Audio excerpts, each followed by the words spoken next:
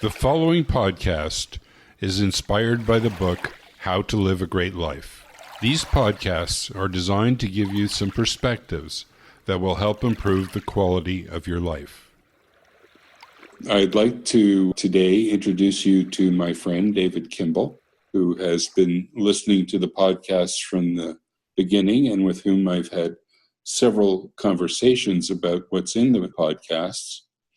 And we're going to share his story and his experiences at implementing the ideas within them. So, David, why don't you introduce yourself and tell the audience a little bit about yourself?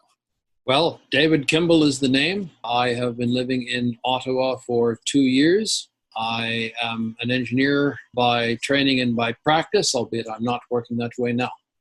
Okay. And what about your family? I gather you're married and have kids. I have been married to Heather for coming up on 30 years. I have 2 grown daughters, one of whom lives with us here in Ottawa, and the other one who is married to an Englishman and living in Wales. Great. So you have lots of family interactions. Well, the daughter who lives here, yes, for obvious reasons. The other one, the one in Wales, we tend to connect with her about once every 2 weeks or so. My wife tends to talk with her a little bit more frequently than I do.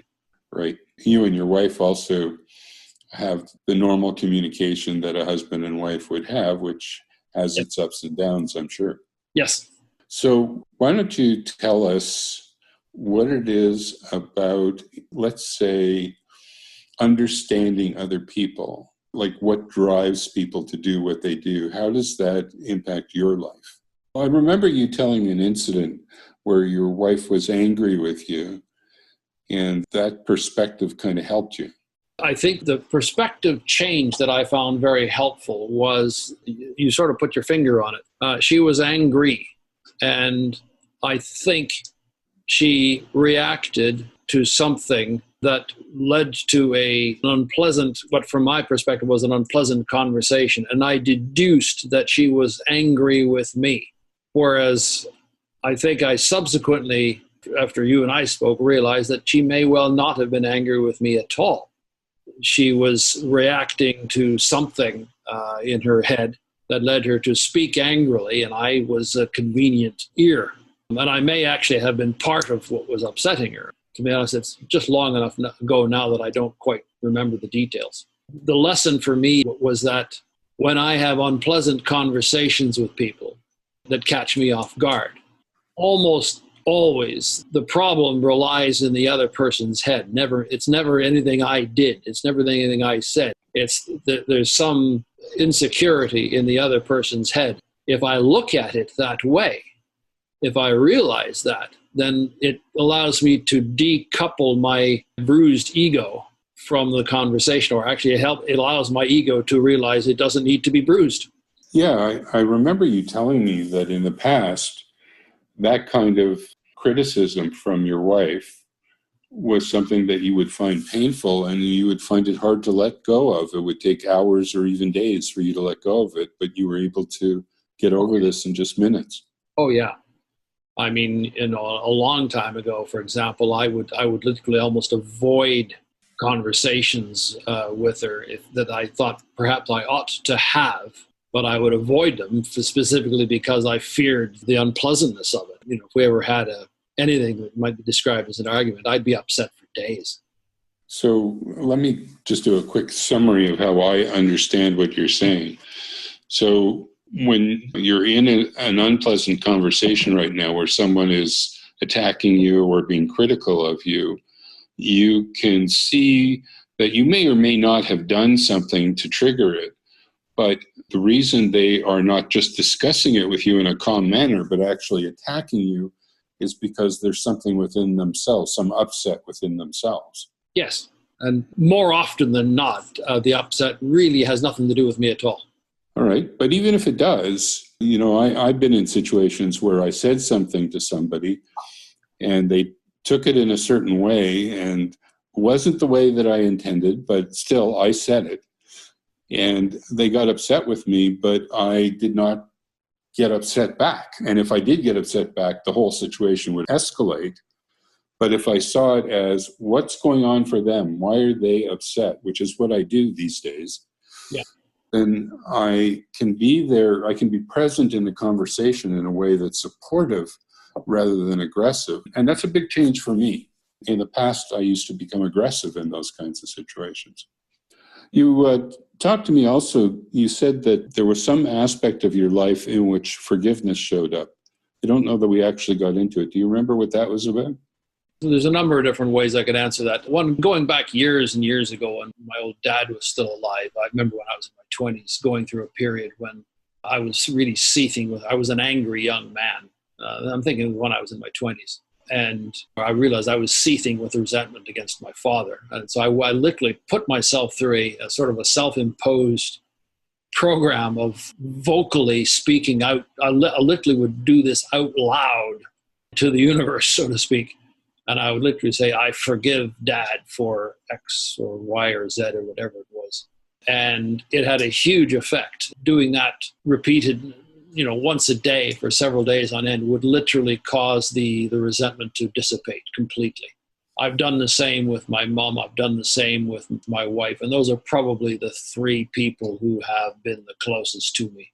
But I'll do it with anybody. Anytime I sort of can sense resentment building in my soul in any way, I will do that. That's great. And not a lot of people understand the freedom of forgiving. And it's great that you've found that and it's part of your life.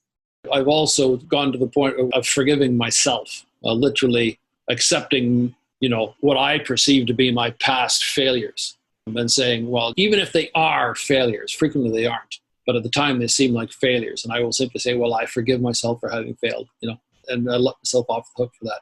Big difference. Great. I've also had the same experience in my life. In fact, not even failures, even making a decision that turns out wrong or having said something that hurt somebody unintentionally. All those things, when I forgive myself for them, makes me calm and brings me back to a place where I can be generous with myself and with others. The most important topic I wanted you to talk about is one you and I have been talking about for quite some time, and that is giving thankfulness into the future because you are recreating your life and you have had some interesting experiences using this technology. Why don't you tell us about it? Yeah, I probably went down this road in earnest after we met initially because I was sufficiently intrigued. And then I started actually practicing this sort of mental thankfulness, combination of thankfulness and visualization of the thing I want to be thankful for, that I choose to be thankful for, a thing in the future. We always tend to think of thankfulness as being backward looking, which is well and good. But the idea of giving thanks for that which has already happened in the future, that was a bit of a leap. And once I started doing that, probably about 6 months ago, initially I would say I noticed nothing. And then bit by bit, strange things would happen. New discoveries, people would suddenly pop into my life. Opportunities would appear that I really wasn't expecting. I ended up meeting out of the blue a very well-known copywriter and marketer in the copywriting and marketing world. I had never heard of him before. I strayed across his name. So I just want to make sure the audience understands. So you have been an aeronautical engineer for virtually your whole adult life, but Yeah. You're no longer that, and you're creating a new career as a copywriter. Is that right? Correct. So what you were being thankful for was for you to be able to have a successful career as a copywriter. Am I getting that right? I would say I was giving thanks for success, not specifically as a copywriter, but success beyond anything I had ever experienced or imagined before. Okay. I was thinking of it in those terms. I wanted to give thanks for a future that was much more marvelous in terms of career success than I'd ever experienced before. And copywriting just happened to be the thing that I was picking up at the time. Great. So you kind of shifted. You started off with a general understanding that you were giving thankfulness for having a great career into the future. And then you shifted that focus into copywriting. Is that right?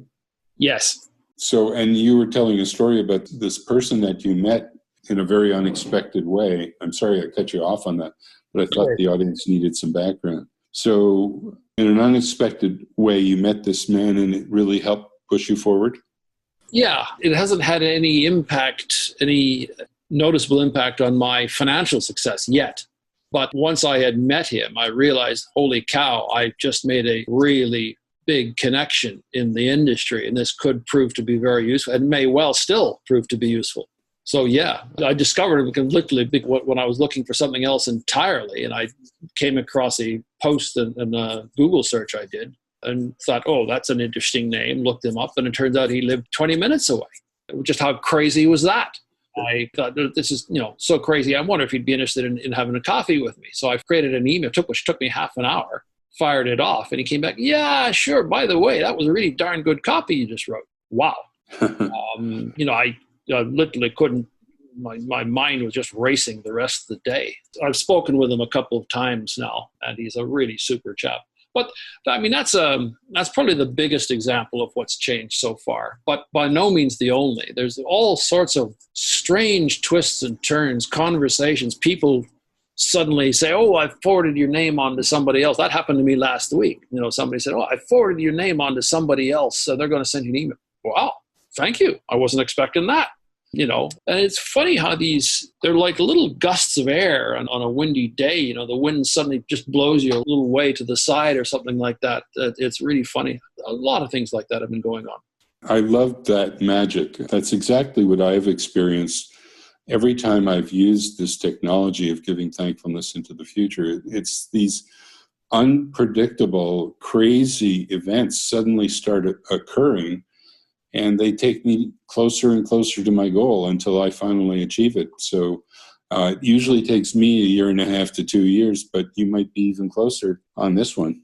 Could be. I've taken your advice earlier not to give thanks with any particular mental time frame involved. I'm allowing the universe to bring it to me on its own time. And I'm perfectly fine with that. But I'm nevertheless really sort of looking forward almost every day to see what every day brings. And some days it seems to bring, nothing. Other days it might be just something quite small. And then something big out of the blue comes that's just so big and so crazy that there's no way. That's thankfulness at work.